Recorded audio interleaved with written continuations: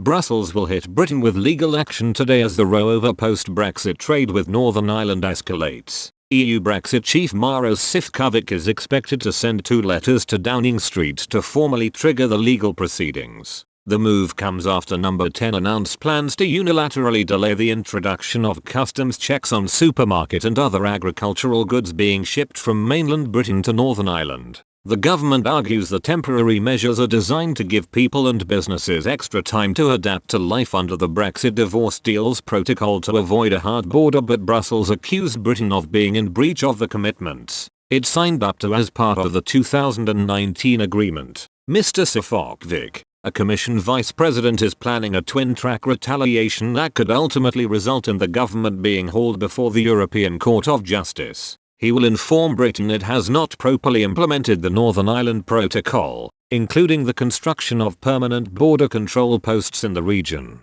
But he will also claim the government has acted in bad faith by threatening to unilaterally extend the grace periods from Brussels' red tape for the region. Last week, Britain sought to defuse Brussels' angry response by finalising access to several key customs databases for the bloc's officials. It was a central complaint in the EU's attack on the government for not properly implementing the protocol. Whitehall insiders fear the bloc's bureaucratic approach to Northern Ireland could risk further flare-ups. Tensions have already been at breaking point after the introduction of post-Brexit trade checks in the Irish Sea. Customs officials had previously been withdrawn from ports because of fears over their safety. To keep the Irish border open, Northern Ireland effectively remains part of the EU's single market, and some checks are now made on some products arriving from the rest of the UK. But unionists claim these controls have driven a wedge between countries of the United Kingdom. The row over Northern Ireland risks creating significant tensions between the EU and UK.